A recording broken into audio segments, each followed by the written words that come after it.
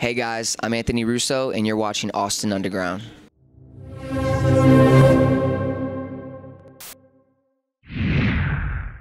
Hey guys, this is Antonette with Austin Underground. Today we are at ACL Live, and I'm sitting down with Anthony Russo. What's up? Not much, just pulled up to the venue. Yes. And came straight here. Came straight here to do this interview. You guys are priority. Yes, thank you for being here. Of course. So you're on the Beautiful and Damned tour, 3 nights in. How does it feel to be opening up such a big event? You know, one, it's an honor to open up for. I actually wasn't familiar with a few of the other artists as well, but obviously G, when I first moved to LA about a year and a month ago, G was like the first person I met, and he kind of like took me under his wing. So to be here with him now and to just have his support and to have like the management support and everyone's just like, there's a lot of camaraderie. That it's my first tour experience, so it feels good. It feels like you're kind of like the younger brother, and everyone's kind of like looking after you a little bit. I'm very fortunate to be in this situation, but I just feel honored and blessed. Yeah. That's nice. Being that it is your first tour, do you get nervous before you go on stage, or are you kind of chill? Oh, absolutely, absolutely. And it was weird because Houston, I was really nervous, and I smashed it. Like, I went out there and everything was great. Like, I shed that skin and I just let it go. And then yesterday, for some reason, I was like more in my head because I had like such a good show in Houston that I think before I went on, like maybe I mentally didn't prepare as much because I was like, I got this, and then I kind of saw like, okay, I had a really high and then I had like a medium low, and then today I'm gonna like balance it back out, you know. Yes. But it's a learning experience. You kind of like know. And I rushed out on stage. Like I was doing like vocal warm-ups or something, and we like weren't paying attention to the time. And I was supposed to go on at 7. It was like 6:53, and my manager like busted in the door and was like, "Dude, you got to get down to stage." And I'm like, "What?" So I like hung up the phone, ran downstairs, and it was just like on. And, you know, you gotta like have a second to like just chill before you go on. That's crazy. So Yeah. yeah, and I mean the lineup for this show is pretty crazy. As you mentioned, it's G-Eazy, Trippie Redd, 4A. Do you watch some of their sets when you guys are out here? Absolutely, absolutely. I usually catch the end of 4's set because like right after I get off, he's like waiting there for me. So I haven't been able to see. I'm gonna try to like slide right off stage this time and see like how he opens up, because that's the homie. And I usually like right when I get off, it's like dad calls, mom calls. I gotta like tell everyone how it went, and or just, you know, getting notes from Jamil and Maddie management and Ryan, just to kind of like put that in my head. But today I'm gonna be like, yo, let's do notes later. I want to see 4's set, and then I usually watch Trippie's set, and then I always stay for G's set, because it's, I mean, he's been performing for 10 years, so a long time. Yeah, he's got a lot of gems within his set that you can kind of like, okay, I see how he did that, or like I see why he does this. It's good. It's good. Now, as I understand, you are originally from St. Louis, correct? Yeah. And you moved to LA a while back. What inspired that move? Opportunity inspired that move. We met Jamil, who you just spoke with, through Instagram. My management did. Yeah. My personal manager, Ryan. And I was out in LA just recording just with a homie, just for whatever reason. It was like innocuous. We were just out there just doing whatever. And Ryan ended up being like, yo, Jamil Davis, G-Eazy's manager, hit me back and he wants to like meet us. And so we went to his place, played him the music, and it was kind of like history. He just like, yo, Ryan, come outside with me. And I was just kind of like sitting in this room in his like office, just like, because it's weird. And then he came back in and was like, yeah, tell your family like when you go home, like 2 weeks. And I just went home to my family. I'm leaving in 2 weeks to go to LA, and they were all like, what? Like, where are you staying? What are you doing? How is this like, what's happening? And I was like, I don't even know. I didn't even know where I was gonna live. That's wild. This happened through Instagram? Yeah. That's how they found you? Yeah. And now And now, yeah, it's really like that. It's really like that these days. Serendipitous. Yeah. Serendipitous. That's insane. And was it as rewarding as you expected it to be, going and living in LA? Because there's always a lot going on there. It's like one of the entertainment capitals. LA, yeah, I saw this tweet the other day that was like classic. It's like LA is, you go there with all this enthusiasm and you hang out with the wrong people and you find yourself in the wrong crowd doing the wrong things, and then you have like an existential crisis and you have a breakdown, and then you find out what really matters, and then you like then you lock in. But you have to like go through that first. You have to like, you have to meet the wrong people and be in the wrong places and feel uncomfortable and realize what's good for you, what's not good for you before you really like lock in. It took me like probably 6 months to adjust, but so you went through that process yourself. Yeah, I mean, not to like, some people it's more devastating. Some people like that's what they leave LA because of that and they can't handle it. But I've always had like pretty solid values anyway, just from like growing up in the Midwest and really not like a small town, but not a very big town. Parents were very like modest living. We weren't like rich, but we weren't poor. Just very simple lifestyle. And so when I got to LA, I wasn't like a moth. I wasn't like, oh, big lights, big famous people. Like I need to draw here. In fact, I always kind of looked at it and like sometimes I was almost too fortunate to be like walking the red carpet or doing this because of G, kind of like being under his wing. Sometimes I didn't feel like I even deserved it yet because like I hadn't necessarily done that. So it kept me humble. Yeah. Because I know like when I deserve something and when I don't.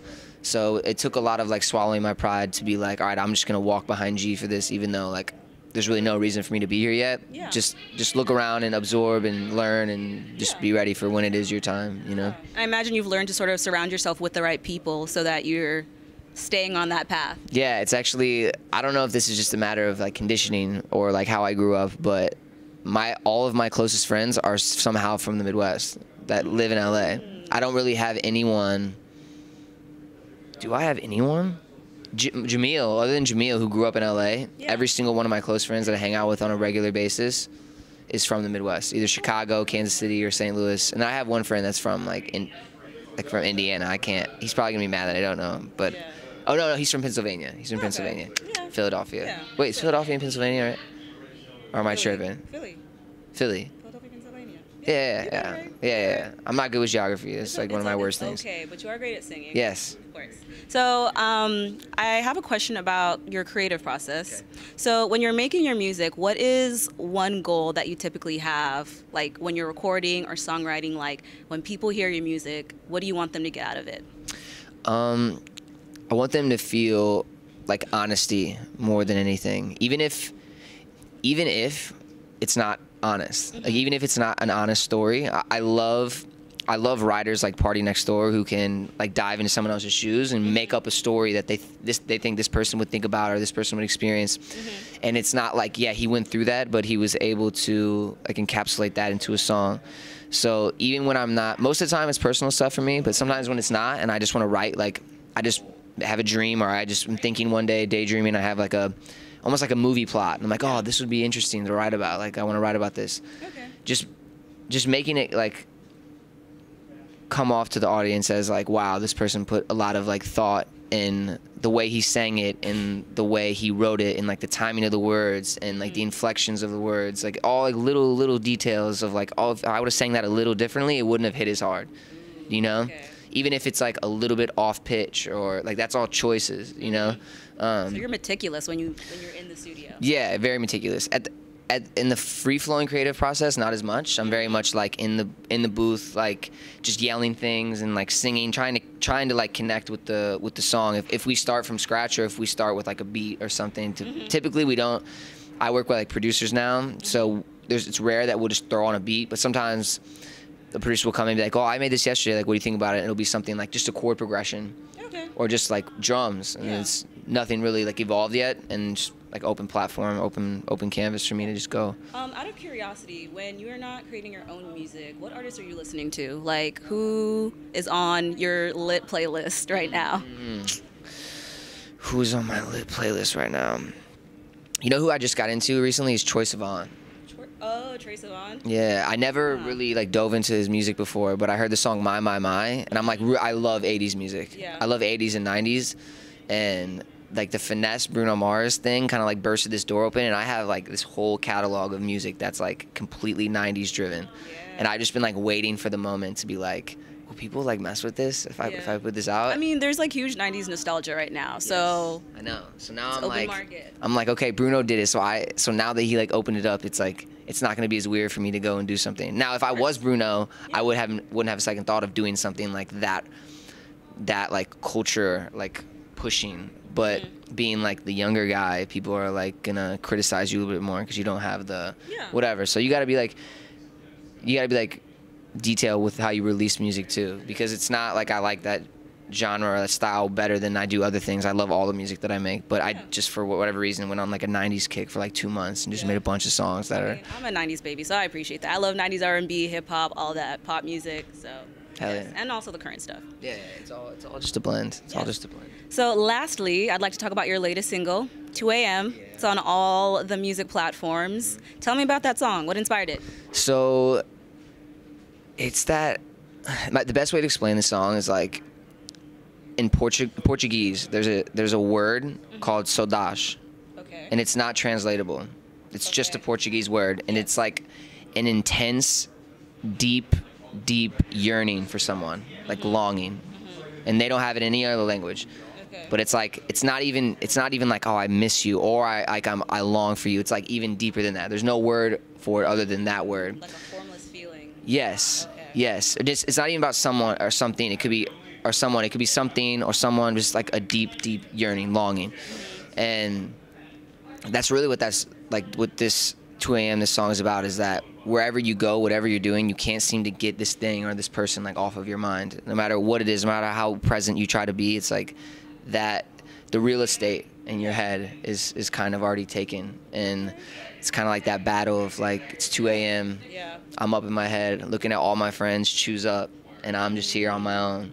And but they don't know that you're tripping inside. Yeah. That's really interesting. Yeah. Thanks it's just super. I mean, I feel like that's super relatable. And I wrote it with a homie named Laven, who's also another one of Jamil's artists. He's really Laven Kali.